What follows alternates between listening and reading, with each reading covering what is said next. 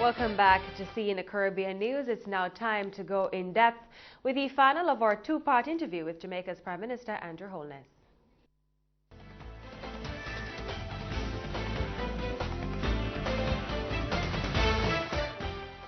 So this is part 2 of Indepth, where we complete our interview with the Prime Minister here at his official residence at Vale Royal.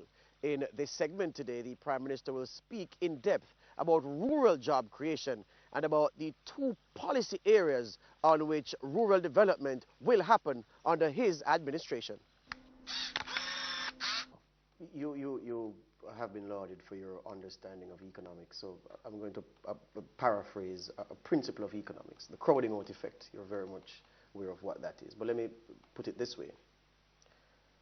What about the crowding out effect, and when I say what about it, what does your administration intend to do about those persons with tertiary level training who are taking jobs that would ordinarily be for those persons who finished high school, never got to go further? So they have a skill certificate, they have the CSEC subjects whatsoever, but they don't have the university level qualifications. Those jobs would normally be for them, but because of how the economy is, persons with degrees are now crowding out those persons taking those jobs. That's a significant imbalance, and what you find, you have a large army of persons who, for whatever reason, didn't get the benefit of the university education that you did, certainly. And so they're left without a job, while the person with a professional qualification has to be taking a job meant for someone else and accepting a lower pay. Well, you know, there is a general connection between... You agree that that exists?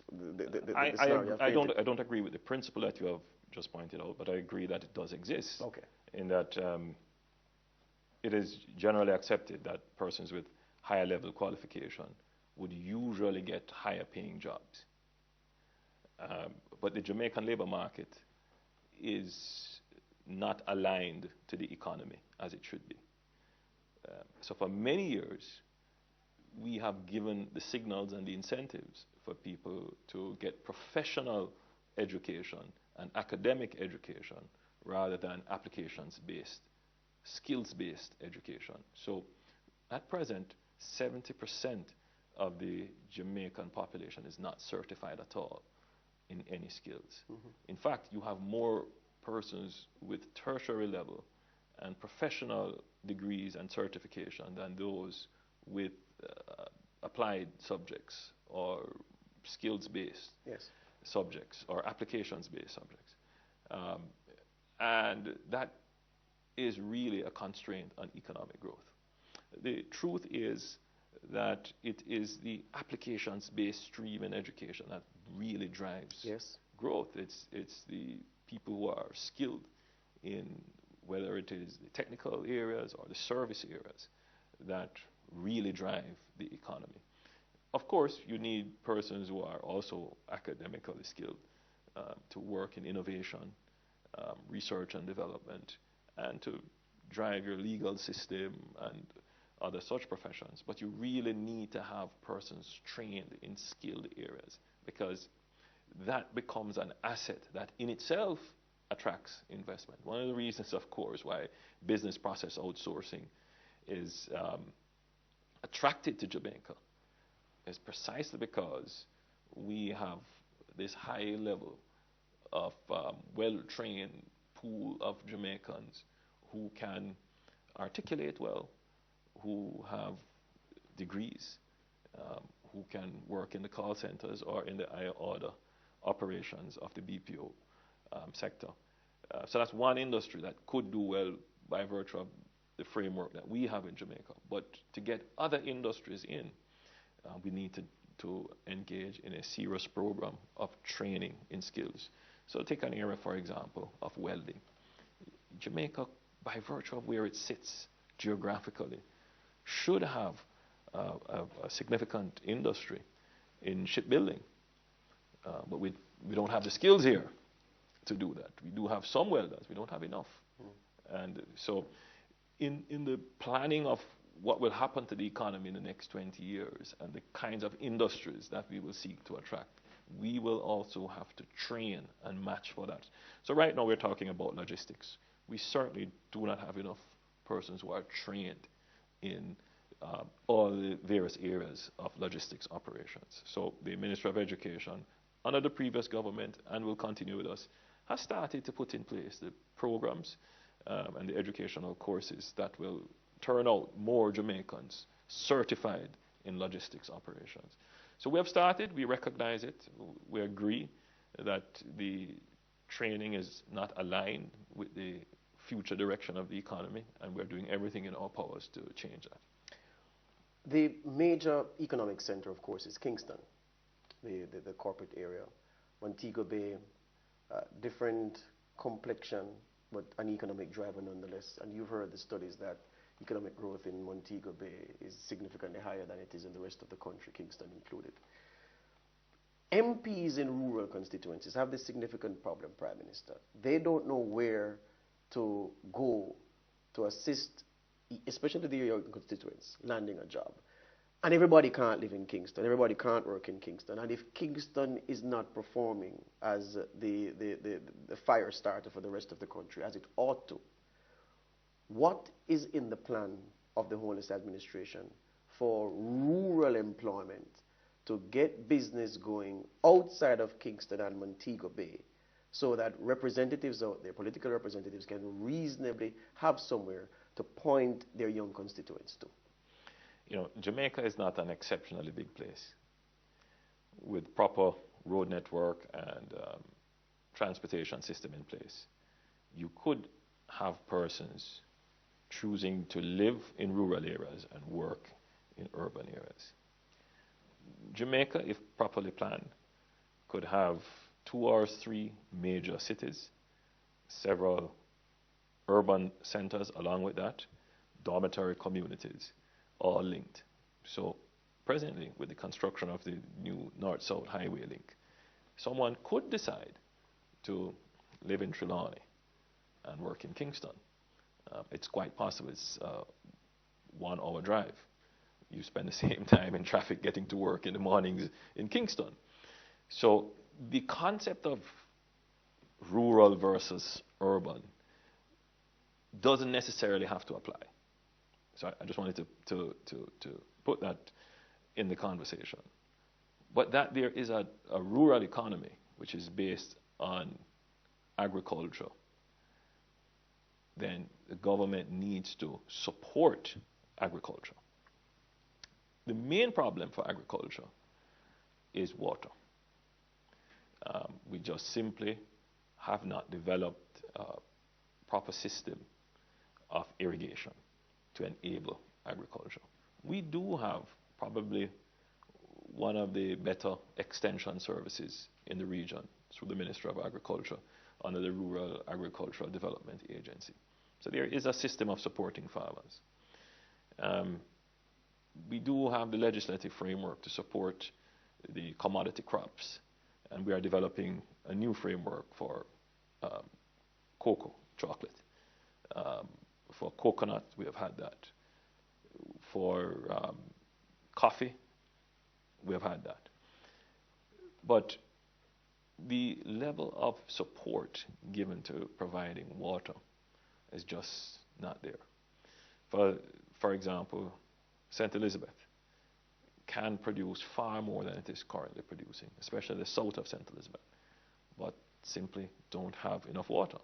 Though the biggest body of water in Jamaica is in St. Elizabeth, the Black River.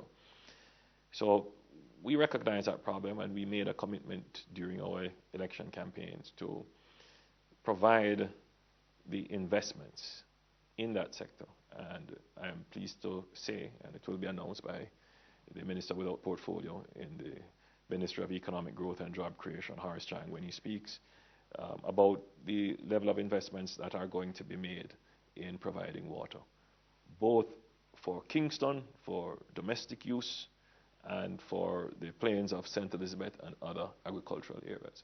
So for us, making rural life more vibrant, making it making it easier for farmers to do agriculture, it really comes down to investing heavily in water. And I believe once we've crossed that hurdle of making sure that our farmers have access to water, you will start to see agricultural output improve, and that will make rural communities start to boom again. You know, Southfield in St. Elizabeth is probably the best example of what a rural community can accomplish if its economic base is solid. And so we're going to make the investment in water to make those rural communities that the mainstay is agriculture boom again. But aside from agriculture, we also want to develop tourism.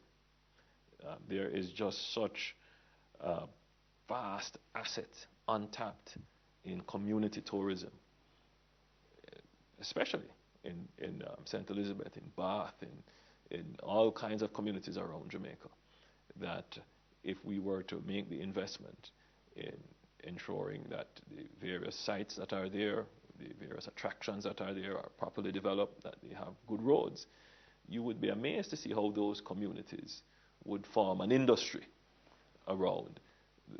For example, you know, Jamaica has 60 potential spas. And we intend to develop those. And they're all dotted around the country in rural areas. The Bath Hotel, for example, is one in St. Thomas, where if we place the resources there, develop that facility, we could start to get that rural town. Your Economic Growth Council, big names, massive reputations. You announced in your budget presentation, I call it a level of bureaucracy. What it is, a level of bureaucracy to help them. People all around think bureaucracy is a bad word. It is very necessary for things to work. But in terms of the tangibles that persons are to reasonably expect from Messrs. Leach and Nigel Clark et al., what is that? Well, firstly, the purpose of the Economic Growth Council is to introduce into the conversation in Jamaica the importance of growth. The average Jamaican is becoming far more understanding of this issue than, let's say, 5 years ago. Jamaicans will readily appreciate the need for employment, or the need to control crime, or the need to control inflation. But now Jamaicans are beginning to understand the problem in a more comprehensive way, that there is a need to control debt, there is a need to control public spending, and there is a need to grow. Now, that appreciation needs to be solidified, it needs to be explained, there needs to be a champion and an advocate, and the conversations need to be had all around the society about how we're going to grow. So why is that not the Prime Minister's job? Well, the truth is that for economic growth to become part of the political economy, meaning part of the decision making that people have to do when they vote for a government, then you need more than the voice of the Prime Minister. You need persons who themselves have been very successful in growing businesses and successful internationally to show that it can work. So that's one, the advocacy role that they play is one. Secondly, it is important to have what you call conveners. People who can go around the society and bring together the stakeholders. Or the world. Or the world. Bring together the stakeholders to say, let's discuss the problems, why it is that we're not having economic growth. Remember, you know, our country is not a dictator. So the effectiveness of government is soft power. How do we get people to do things because they want to? So there is quite a bit of time that is taken up in educating, in having conversation, in informationalizing, in having the conflicts brought together and discussed. And the Growth Council will do that. So, for example, there's a big issue which has been an obstacle to growth about the approvals process. So we have to bring all the stakeholders involved. And people are territorial about approvals. They have statutes that they have to follow. And the statutes are not always... It's a legal mess. Precisely. They're not always aligned. So you really need a convener who then plays the other role of a connector. So someone who can bring everyone together and then connect them and say, let's figure out the best network to get the goal that we want. So it might happen in conversation that all the people who are involved in approvals can sit down and say, okay, I see the problem, and here are the solutions. And that's what the Growth Council is doing. They are meeting with all the stakeholders. They're talking about the problems and trying to find solutions. Once they get to a point where they have seen commonalities in the problems, then they have to prepare a report, bring it to the government and say, here are the things that we think that government should change, whether it is in legislation, policy, regulation. And these things will create a system-wide improvement and remove the obstacles for growth. The next phase of it falls to the Prime Minister. Yes. So remember the three important things. The convener, I do some amount of convening, but it's also good to have high achievement people do convening as well. And then the connections, bringing everybody together, finding out what are the common cross-cutting problems, making a recommendation. Then I have to act to change those cross-cutting problems. And then now you have the problem of implementation, which is where we have fallen down mostly. We've had an implementation gap. How do we implement the changes that we have made through the system? It's much easier when you're implementing change, when you have had this process of convening and connecting and people agreeing on the pathway. And so the Economic Growth Council is not just a nice name, it's not just an idea. We've sat with the World Bank, who have done this before in other countries, and we have got their advice and they're partnering with us as to how it should be done. The World Bank will be bringing down to Jamaica in July thereabouts persons from other countries who have moved from stability to growth. Countries like Costa Rica, Panama, some countries in Eastern Europe. And we're going to have a discussion and share best practices as how they have been able to do it and what we can do to achieve this in Jamaica. You know, Journalists always feel that they can, whenever they're the Prime Minister, because it's such a rare privilege, they want to ask everything in the time. Can't happen. We'll meet again. I'll ask you this to end, though. The vision that you had for Jamaica late in 2011, when you took charge of this country for the first time, and the vision that you have for this country shortly after being sworn in, how do those visions collide? They don't collide. They've always been on the same path. In 2011, I made a presentation saying that we have to make serious changes in tax reform. And in 2016, we have made serious changes in reforming the tax system. We made several statements in 2011 about setting up a national apprenticeship program. And in 2016, we're going to do it. We have coined the phrase LEGS, working for learning, working for earning, working for giving. I heard that and I wonder who came up with that. You came up with that? It's always collective, but it's a good name. Legs. Give you legs, you know, you can move. Yeah, but so I think all the commitments that we have made in 2011, we have certainly still kept them, and we were better able to explain them to the public. I think the public has a better understanding of what it is that we're trying to achieve, what is the vision, and we are going to remain true to that vision of making Jamaica the place of choice for people to live, work, raise their families, and die in paradise, retire. We are going to make Jamaica the center of the Caribbean. Prime Minister, thank you. Very good. So that's it for our interview with the Prime Minister, looking at his thoughts post his budget presentation. The two-part feature looked at the Prime Minister's economic vision for the country and what his administration is doing to make the country safer in the light of the spike in violent crimes, especially murder. My name is George Davis. The program is In Depth.